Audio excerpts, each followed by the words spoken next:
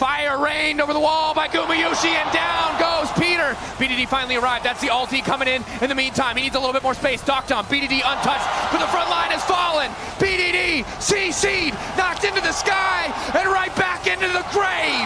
T1 get Otacon and ace KT. 5K individual lead, 7,000 gold for T1. The Baron started as expected. KT in dire straits as Faker brings it back. Wants to turn with the taunt. Initial lockup from Caria is good. Doctom laying down a bit of poke, and he's going to be able to satchel out, but an immediate flash follow coming in from Owner. T1 don't even need the objective.